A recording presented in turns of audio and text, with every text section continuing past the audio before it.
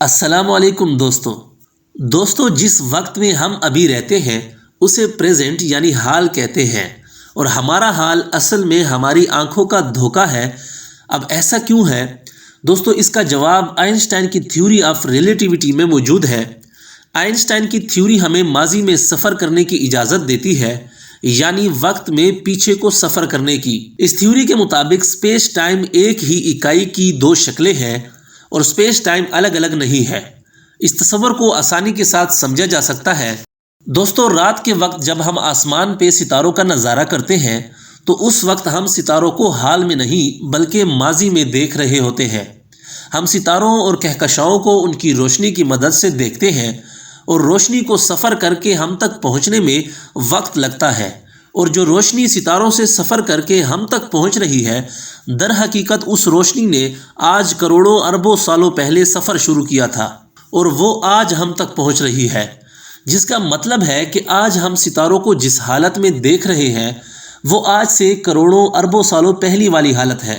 صرف ستارے ہی نہیں بلکہ ہم اپنے سامنے جس چیز کو بھی دیکھتے ہیں، مثال کے طور پہ اگر ایک چیز چند میٹر کے فاصلے پہ ہو تو اس چیز پہ بھی جو روشنی پڑ رہی ہوتی ہے، چاہے وہ روشنی سورج کی ہو یا پھر کسی بلب کی، تو اس چیز پہ روشنی گرنے کے بعد روشنی کو ہماری آنکھوں تک پہنچنا ہوتا ہے، اور روشنی چند میٹر کا فاصلہ طے کرتی ہے۔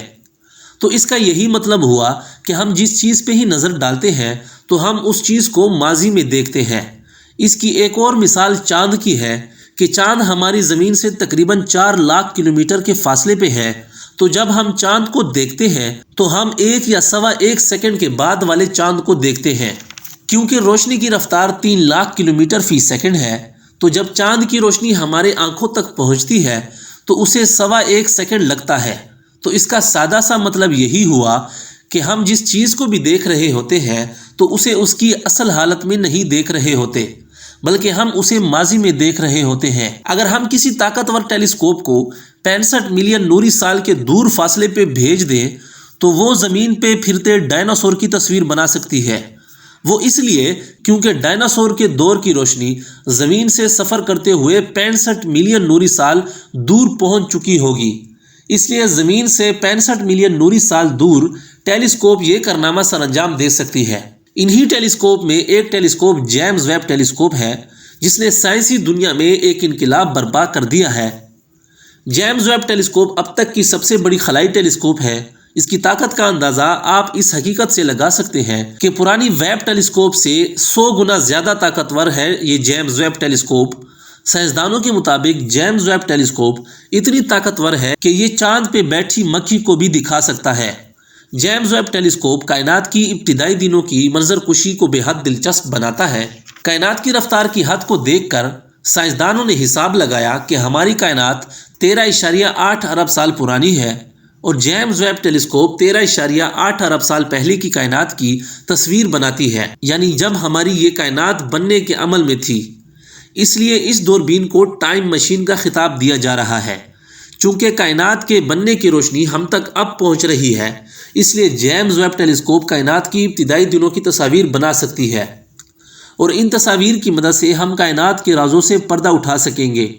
ہم یہ جان سکیں گے کہ ستارے کیسے بنے، مختلف کہکشائیں کیسے وجود میں آئی۔ ماضی میں دیکھنے کی ان سائنسی معلومات کے پیچھے قرآن مجید کی ایک ایسی آیت ہے جن میں ان تمام باتوں کی وضاحت ہو جاتی ہے، جیسے کہ سورۃ عنکبوت میں اللہ تعالیٰ فرماتا ہے، اور کیا انہوں نے نہیں دیکھا اللہ کیوں کر خلق کی ابتدا کرتا ہے پھر اسے دوبارہ بنائے گا، بے شک یہ اللہ کو آسان ہے۔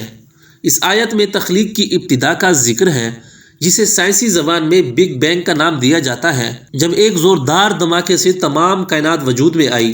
آج ایک اندازے کے مطابق کائنات کی کل عمر تقریباً 1400 کروڑ سال ہے، اور آج انسان اتنا طاقتور ہو چکا ہے کہ اس نے جیمز ویب ٹیلیسکوپ کو کائنات کے ان حصوں پہ بھیج دیا ہے جہاں سے کائنات شروع ہوئی تھی، اور جیمز ویب ٹیلیسکوپ ہمیں 1400 کروڑ سال پہلے کی کائنات کی تصاویر بھیجے گا۔ آج سے 1400 سال پہلے اللہ تعالیٰ نے فرما دیا تھا کہ یہ لوگ نہیں دیکھتے کہ کائنات کی ابتدا کیسے ہوئی، یعنی 1400 سال بعد انسان اس مقام پہ پہنچ چکا ہے کہ وہ اس آیت میں درج الفاظوں کو اپنی آنکھوں سے دیکھ سکے۔ پھر اسی صورت کی اگلی آیت میں اللہ تعالیٰ فرماتا ہے کہ کہہ دو زمین میں چلو پھرو، پھر دیکھو کہ اس نے کیسے مخلوق کو پہلی دفعہ پیدا کیا، پھر اللہ آخری دفعہ بھی پیدا کرے گا یعنی مرنے کے بعد۔ بے شک اللہ ہر چیز پہ قادر ہے۔ اس آیت میں اللہ تعالیٰ انسانوں کو زمین پہ موجود اپنی تخلیق کی نشانیوں پہ غور کرنے کی دعوت دیتا ہے کہ انسانوں سے پہلے بھی کائنات میں بہت سی مخلوقات آباد تھی، تم ان کی نشانیوں کو ڈھونڈو جس سے تم کو معلوم ہو جائے گا کہ اللہ تعالیٰ نے مخلوق کی ابتدا کیسے کی۔ دوستو، اگر آپ کو یہ ویڈیو اچھی لگی تو اس کو لائک کریں، اپنے دوستوں کے ساتھ شیئر کریں، ہمارے چینل کو ضرور سبسکرائب کریں۔ شکریہ۔